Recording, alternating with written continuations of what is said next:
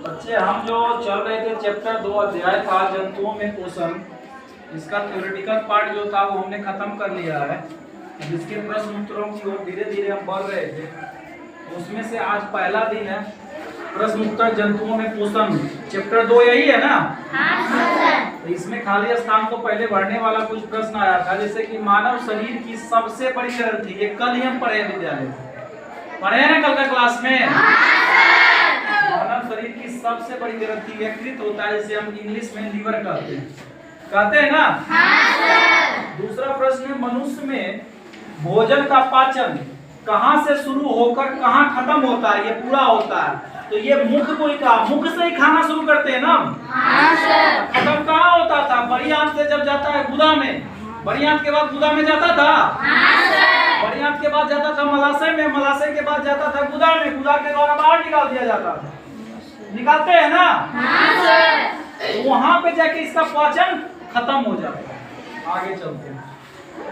सी number कह रहा है अमाशय में हाइड्रोक्लोरिक अम्ल HCl और पाचक रस का स्राव होता है।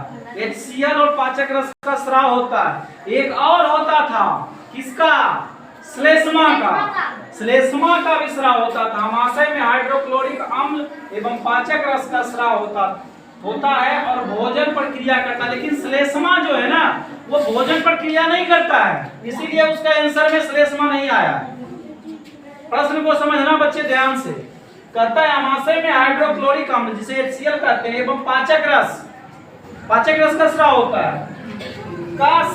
है जो भोजन पर क्रिया करता है। और श्लेष्मा का भी स्राव होता है, लेकिन श्लेष्मा जो है उस पे काम नहीं करता है, भोजन पे क्रिया नहीं करता है। इसमें बोला भोजन पे क्रिया करता है, तो श्लेष्मा क्या करता है?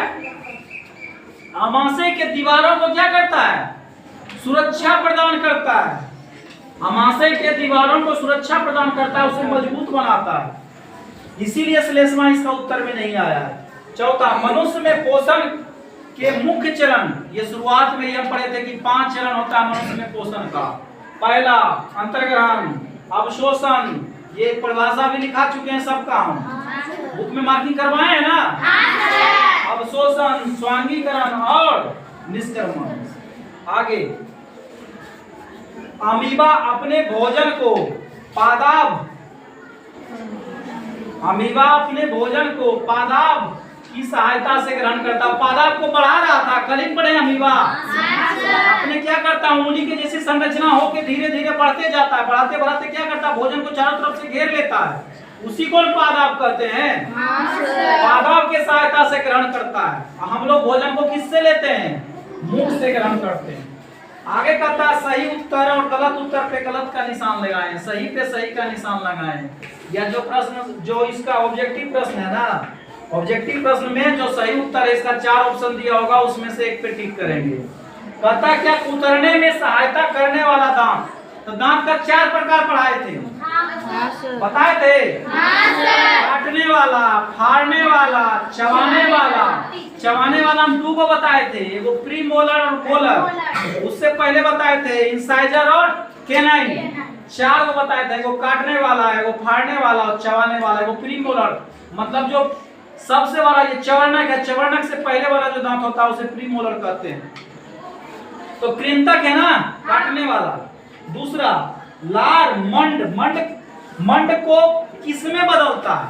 ये स्टार्च जो है, मंड को ये स्टार्च और कार्बोहाइड्रेट कहते हैं, बताए थे ना रे। तो मंड को किसमें बदलता है? तो शर्करा में, और शर्करा को हम लोग क्या कहते हैं? ग्लूकोज में बदलता है। उसके बोलता है पित्त रस का स्राव कहाँ से होता है? यकृत से होता है, लीवर से होता है। वसा का पूर्ण रूपेण पाचन होता है। वसा का सबसे अंतिम पाचन, मतलब उसके पास वसा नहीं रहेगा। सबसे अंतिम पाचन कहाँ होता है? छोटी आंत में होता है। छोटी आंत से शुरू खत्म होता है, शुरू तो हो जाता है अमाशय से ही होता है ना, कल बताए थे। छोटी आंत में खत्म हो जाता है। जल का अवशोषण मुख्यतः होता है, कल ही पढ़े हैं। कहाँ? जल का अवशोषण बड़ी आंत में होता है। सत्य और असत्य कुछ प्रश्न है, इसको पहचानने का कोशिश करना। प्रश्न सत्य है, इसका वाक्य या गलत है या सही है?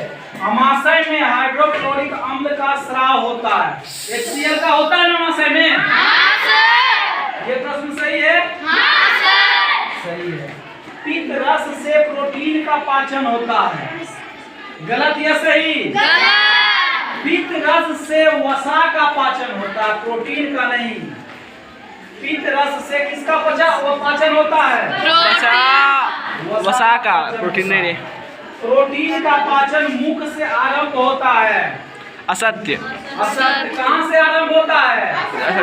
अमाशय से। अमाशय से। प्रोटीन का पाचन कहाँ से आरंभ होगा? अमाशय से। अमाशय से। इसलिए ये वाला भी उत्तर क्या होगा? असत्य हो जाएगा।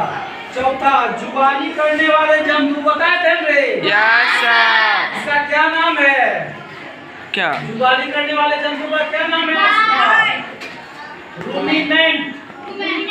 रूमेंट। वैसे जानवर जो जुगाली करते हैं उसे रूमेंट कहते हैं। जुगाली करने वाले निगली हुई घास को निगल जाता है, जिस समय खाता है जाता है ना, निगल जाता है। घास को पुनः अपने मुंह में लाकर धीरे धीरे चबाते हैं। चबाता है ना? रूमेंट में चला जाता है। पहले वो जाएगा, पहले वाला जो उसका रहता है वहां से वहां जाता है, वहां से फिर वो खींच के मुंह में लाता है, मुंह में लाके फिर चबाता है, जिसे पाउल करना कहते हैं। ये सही बात है ना? सत्य है। छोटी आंत में श्लेष्मा स्रावित होता है। असत्य। असत्य में श्लेष्मा का स्राव कहाँ होता है? पता नहीं। अमाशय में। अमाशय में। आज की क्लास यहीं तक रखते हैं। आप सभी लोग इसे नोट कर लेंगे अच्छी से। Yes sir.